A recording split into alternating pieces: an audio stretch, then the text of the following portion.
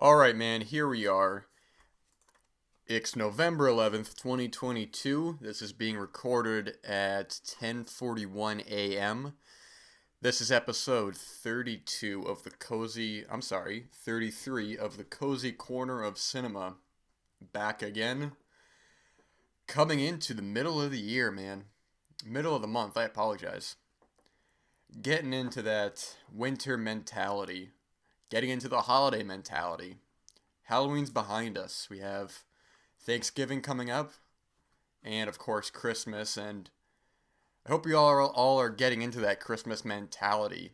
It's one of my favorite times of the year for sure. I love the atmosphere, the films. The gift giving is of course great. Hope you're all starting to keep an eye on buying for your acquaintances and for your loved ones. Definitely want to keep that in mind. Want to get a head start on that before it's too late. You don't want to be one of those guys who is trying to find a Turbo Man doll at the last second and you can't find it. You know, it happens. But we're going to be taking this one day at a time, man. We're not going to be rushing it. Not going to be hoping that it comes anytime sooner. The days are going to go by exactly as they need to, and we're not going to waste them, man. Because we all get the same 24 hours, and we're not going to waste it. Not going to waste it sitting around doing nothing and then wondering where all the time went. This week's been very productive. A lot of reading's been getting done. I've been working on this Howard Hawks book for almost 2 months now. And did I tell the story last time of when I was flying back in October? And I packed everything, had everything ready to go, everything I needed. I get on the plane, ready to read, and I forgot my book in the car. So no reading was done then. And that was a bit of a waste of time on those flights.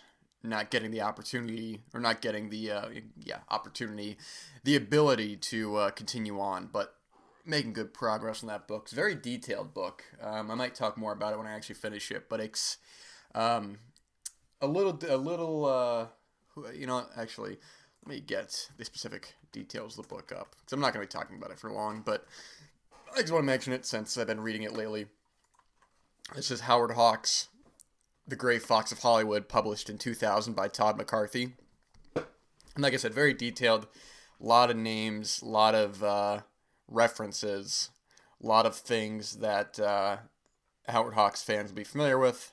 Names being thrown around, acquaintances, films, and it's one of these books, man, where it's detailed almost at times to a fault, where Hawks doesn't even come into the picture until about 20 or so pages in. And let me tell you, man, this is a thick book. This is over 600 pages, and it's small text. So you ain't going to be finishing this in a weekend. And if you do, you ain't going to be getting much sleep. It's a lot of information here. Sometimes for the better, sometimes not so much. Where the book is bogged down at times with some of these details that are often unnecessary, I find. But it does paint a good portrait of the studio system at the time between Warner Brothers and Paramount. The creative control that Hawks was very determined to have. The ups and downs of this friendship between Howard Hughes and him. Starting off as enemies, becoming friends, then enemies again when Red River is released. It's very interesting. I do recommend it. I've only seen a handful of Howard Hawks films, and he's one of these filmmakers who you forget just how much quality work his name is attached to. And this is one of these books you're gonna be writing down some of these films, man, because he did so much. And there's already a couple films that I have written down, and it was great. I was looking at. Every week I scroll through TCM, Turner Classic Movies, to see what's being played that week so I can record it. I don't want to miss it, man. And I see Sergeant York is being played, or at the time of recording this, it's already been played. So that was one of his that he did with Gary Cooper, based on a true story, so to speak, with some disputes from some real life people. But regardless, it'll be watched and it'll be determined on its quality, man. Alright, let me get this seat adjusted. I've been having some problems with the microphone lately, so apologies if the sound is a bit iffy. I need to invest in a new one, but this one has been giving me nothing but headaches lately. Anyways, man. So we're gonna be going along with that. Quentin Tarantino has this new book out, Cinema Speculation. I think it's apparently essays on, I guess, various reactions to films. I'm not exactly sure what it is. I know it's a non-fiction book, unlike his previous Once Upon a Time in Hollywood novelization, which, if you haven't read that, is very, very well done. Complements the film very well. It'd be interesting to read the book if one hasn't seen the film, because that book takes different events, or I'm sorry, it takes events and does them differently. It adds context to a lot of sequences, a lot of moments, gives a good background, goes into depth on some of the ambiguities in the film in terms of character fates, actions of a character. A big thing of the film was the fate of or the motivation behind something that Cliff Booth does. Which, if you've seen the film, you know what I'm talking about, and the book goes into that as well. So, looking forward to reading this, man. I got to get through this book first, and then I have another book I got to get to. Uh, if you have a used bookstore near you, man, take advantage of that. Don't don't just go to the Barnes Noble, man. And even when it comes to local bookstores, man, those are all good and all, but oftentimes I find myself spending exactly the same as I would at a big Barnes Noble, which is fine. I understand the pricing points, but you don't always gotta buy new books, man. I picked up this Howard Hawks book for about $7, and it's been treating me very well. And some other books I pay more for, I get through much quicker, and don't leave much of an impact that I spent more money on. So you got any used bookstores near you, man? See if they have a film section around you, man, and take a look at those. It's a great bookstore, man. This one had a whole section on all these film books, all these film essay books. They had a big old Hitchcock book. They had one on Jean Renoir. Just tons of stuff, man. Get off the beaten path and do yourself a favor. Read more. You meet someone, you ask them, "What's the last book you read?" And they say, "I don't know, I don't read." You stay far away from them, man, because they ain't gonna be much help to you. It's not reading books is like not watching films, man. I just don't get it, man. We all consume art differently, but someone who ain't reading books probably ain't gonna be a whole lot of fun to talk to. You ain't gonna get much intellectual conversation out of them, man. It's just not gonna happen. All right, what was I gonna talk about here? So I watched two films this week by the same filmmaker in a fantastic set released by Kino Lorber in, I believe, early 2021. A filmmaker by the name of, let me have it pulled up here. It's got two filmmakers here. Morris Engel and Ray Ashley. They were a married couple. And, I'm sorry, not Ray Ashley. Ray Ashley was a co-director on one of the films we'll be talking about. But the name here, who is Morris Engel's wife, who I definitely do not want to leave out of this. Try to type with this microphone in the way is a bit tricky. Let's pull it up here. Anyways, but this was a Blu-ray set put out by Kino, like I said, of a couple of Morris Engel's films. The primary feature in the set I'll be talking about in just a minute. And the name, by the way, I wanted to mention here that I got was Ruth Orkin, who I believe acted in some of these films too, to my knowledge. Well, she was a writer as well on two of his films, one of which I believe she was a co-writer on. But this film here that I'm going to be talking about, if I can pull up the page right here. Alright, let's see here. Alright, here we go. Alright, so the primary feature in this set, and I don't believe Ruth Orkin actually acted in any of his films, to my knowledge, or any of their films, I should say, more to speak. Besides, apparently, a cameo in one of the films, but Little Fugitive, directed by Ray Ashley, Morris Engel, and Ruth Orkin. One that I had known about for a while. I've had the Blu-ray for a while, and wasn't quite familiar with its reputation, man. Most famously, I think a filmmaker we all know, Francois Truffaut, had drawn big inspiration from this film to make the 400 Blows in terms of what can be done with an independent film. I had to do some research on that because that's such a bold claim, such a bold connection for this film to one of the most famous French filmmakers and one of the most famous French films. I mean, it's truly wild, man. When you watch the film and it's got a certain vibe to it that I think all of Maurice Engel's stuff, his work does.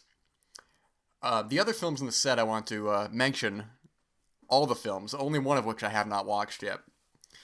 There are three other films in the set: Weddings and Babies, Lovers and Lollipops, and the final one, which was I think it was officially released for the first time in this set. It was premiered later on. I believe this was not exactly unfinished, but unreleased film for a while.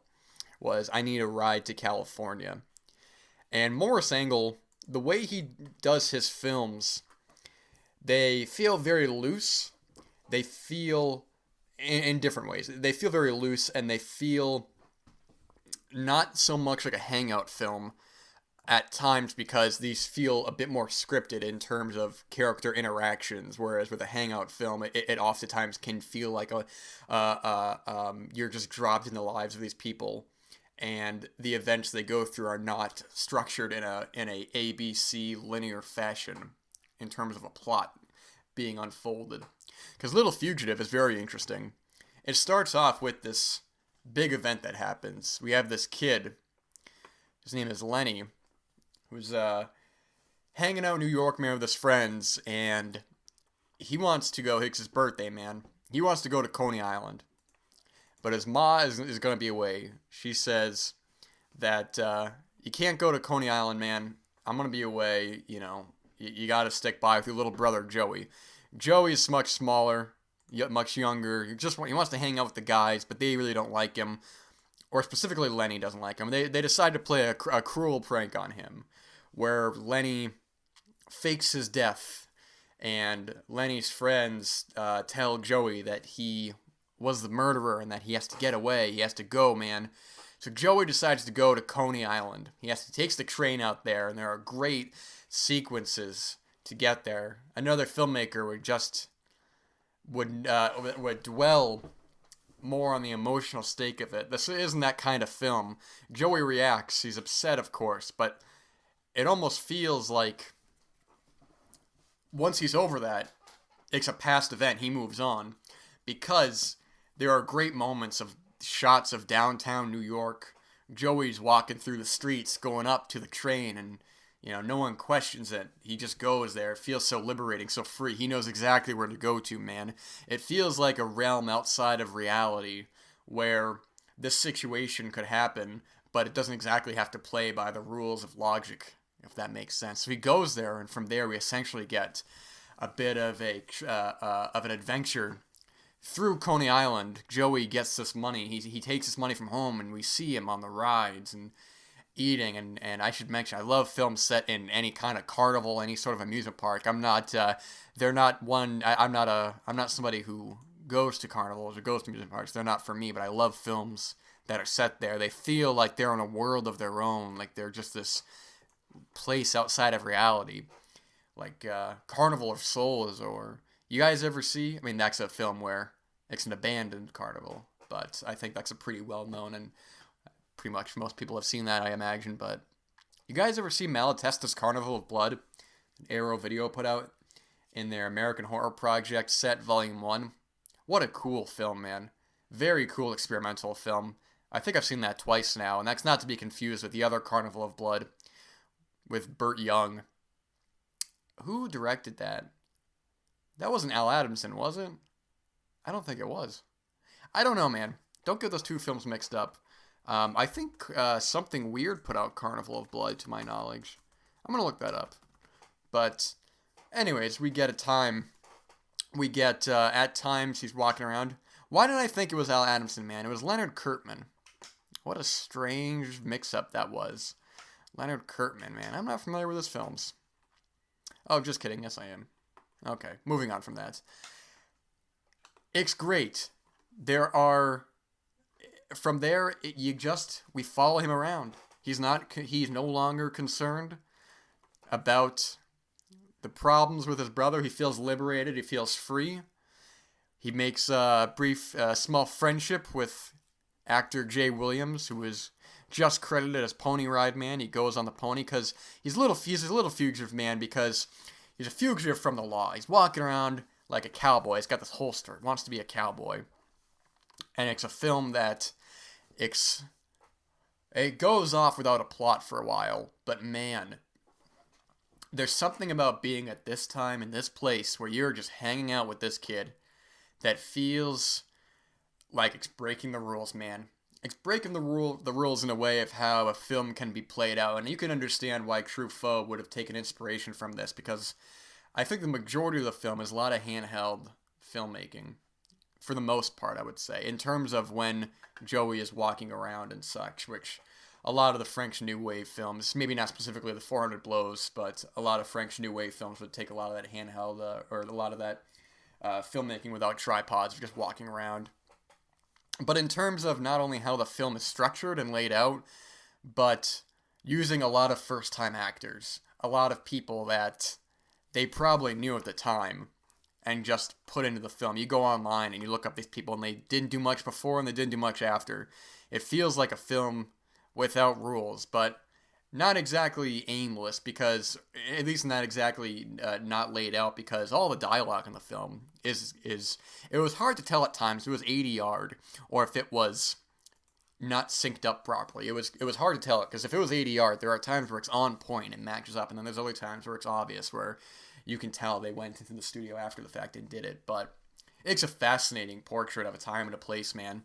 And it's a short film too, under an hour 20. You can get through it in the official runtime here is only an hour 15. But if you get that film, man, you're getting this box, so you're getting bang for your buck, because you're getting these other really cool films as well. Weddings and Babies is one that I watched a couple months ago. I think I actually watched it after I did the 1958 episode, and it wouldn't have made the list, but I think it's one as well that needs to be seen. I'm a little more vague. My memory's a little more hazy on some of the details on this one. But this one as well, I remember really enjoying. A lot of the same kind of street shots as well. This one was directed solely by Maurice Engel, who also did the story on the film. It's a lot of street shots, a lot of the plot in this one, and the script is a little more structured as a film in terms of what would be a more traditional type of story, but this is one that will need to be revisited along the way. The one that I also watched before Little Fugitive, which was the final film in the set, was I Need a Ride to California. I think this is one that a lot of people will be very interested by. Of all of the films in the set, this was one that was the least traditional. I would say most experimental, but that could turn people off. Which, it is experimental, but not in the way where it can't be followed. Because the plot of this film, it's very loose. You have these characters who are hanging around in Greenwich Village, which in 1968, so, I mean, this is right on the cusp of maybe not the end of the hippie era, but certainly on its way out. It didn't just die the second the Manson murders happened. It was a fading death from there that, by the 70s, it was on its way out, but not fully out. You guys ever see Peter Boyle in Joe? Now that's a really masterful film. That film I consider in a lot of ways to be the end of the hippie era, in terms of the 70s response to a more nihilistic decade of the previous decade, kind of showing the facade and the, what's the word I'm looking for? The underneath of the hippie era as a peace and love movement that was turning deadly, that was turning much more nihilistic, and people walking around no longer with this mentality, but with a mask of one. It's very interesting. Joe is a must-watch, put up by Olive Films. Masterpiece of a film, that is. So I Need a Ride to California. It's in 1968, so we're on the cusp of it. You watch a lot of the people. You see a lot of the people. Not just the primary leads in the film. A lot of the people involved And there are a lot of the people at the time who were just part of the film because they happened to be there. They happened to be hippies of the time who had that mentality, who were there. A lot of the fashion as well. You have these floral kind of dresses, these colored tights that you wouldn't see as often now. And the filmmakers themselves, specifically Morris Engel and the crew, they feel like they're a part of the film as well because it goes into these times where it doesn't even exactly break the fourth wall, but it brings the facade down of a film where you have moments where the crew are interacting with the main characters, setting up shots, and are explaining what they want done from the scene, where it feels very loose, like anything can happen. And I think that's part of the fun of... Now, this film was 10 years after Weddings and Babies. So you can see the difference in terms of structure and storytelling. But I think, ironically, this feels closer to something like Little Fugitive in terms of how free a film can be. How you can have these long sequences where a traditional, what's what I'm looking for? A less observational audience could say that it would feel aimless. What's the point of these sequences? Why are we here? The story is not moving along, and to people who would not understand the type of experimental filmmaking this is. It's very interesting. And as it goes along, we just have these longer sequences. We move along with the characters, and we're less concerned about the final destination and more concerned about getting there, about the journey, which is what I find so interesting in Morris Engel, is what he does in terms of film structure. This will be his last quote-unquote feature. He did 3 documentaries since. I'm sorry. He did 2 documentaries since. He passed away in 2005, but he had 2 follow-up documentaries. A Little Bit Pregnant from 1994, which I don't know much about, and Camellia from 1998, which is a follow-up to that film. Both of which I'm not sure how readily available they are, but I am very curious. But this is a set that I think people need to be aware of. If you buy a lot of titles, if you participate in a lot of these sales, this is one that pops up in the sales a lot, and you're getting good film school for your money, man. I haven't actually checked out any of the bonus features on this release, and I do wish I actually grabbed that before I started recording this, because I would have liked to have grabbed those, and I'm not going to pause it, though. I will take a look at that later. But I think this is one that you're not going to see a lot of people calling these films favorites unless they are somebody who's going to take a lot of influence from them, who is going to see the time and place these films were made and just how different they were from even a lot of the other independent filmmakers at the time. I find these films, especially something like Little Fugitive, a little more interesting than some other big filmmakers who were making these smaller films at the time. A couple in particular, I don't want to name names and be a jerk. It's all subjective, so I won't. But I just find this type of filmmaking from the time a little bit more interesting than some of its contemporaries. I didn't realize Little Fugitive had a remake in 2006. I'd be somewhat interested in seeing that, but at the same time, it'd have to be a different kind of film overall. I don't know if you could get away with making a film like that in 2006 in terms of the way that it was done in 1953. Even with a lot of the mumblecore films, that your mileage may vary on a lot of them in terms of what you're going to get out of it and quality. I was listening to a podcast recently, and one of the hosts made a good point about some of the mumblecore films that were coming out around that time, of the mid-2000s or so. A lot of the Mark Duplass kind of films, some of which I think are much better than others, but it was a lot of films that were being put out not by filmmakers, but by artists who were using that as a medium. And I think that's why a lot of those, I don't know, hold up as well. I only bring up Mark Duplass because I think he was the exception to the rule, where Although I'm not the biggest fan of a lot of his films, I find what he was doing with a lot of these films very interesting. And I remember when a lot of these films were coming out, and I didn't quite know what to make of them. But now, in retrospect, it feels like a bit of that revival of just this loose filmmaking. Not exactly Dogma 95, but more, we'll see what happens kind of vibe. I got that Blu-ray, man, a while ago. You guys ever see that film Beeswax from 2006? That got a re-release a little while ago. Some anniversary. Did I say 2006? It was 2009. That was one that I found interesting. I don't know if I was crazy about. It was directed by this fella, Andrew Bujalski? I don't know how to say his name. Who's also a very interesting filmmaker. You want to know why he's an interesting filmmaker? I'll tell you why. Because if you listen to the last episode, he went on to direct Support the Girls, which I talked about last time. He also directed a pretty interesting film, Computer Chess, from 2013. And Beeswax wasn't his feature film. Actually, he got a lot of talk for his feature film, Funny Ha Ha, from 2002. I still haven't seen. But I think he is probably another exception to the rule. Beeswax is interesting. Interesting film. I would say give it a watch if you have the opportunity to. I didn't love it. In fact, I have more negatives than positives to say about it, but it is interesting. I think it is worth a watch.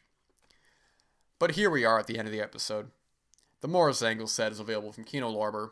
Keep an eye out on it, because it's worth your time if you think you're going to enjoy these kinds of films. It's getting colder out there, man. We're getting in that end of the year mentality. We're getting the blankets out. We're going to be making cups of hot chocolate, man. I was sitting watching a film the other night. The cat was all cuddled up in the blanket, man, next to the window. He looked as relaxed as can be. He was in total nirvana. And I think we can all take notes from him, man, of knowing what you want and getting it. So this weekend, that's what we're going to do. We want something, we're going to strive to get it, so that when the time comes, we got to go back to work or back to wherever we need to. We're going to look back on the last 72 hours and go, all right, man, we did it. We took one more step towards what we needed to get done. Hope you all have a good weekend. Hope you all enjoy the rest of your day. Make it productive. Make it count. And I will be back next week for another episode.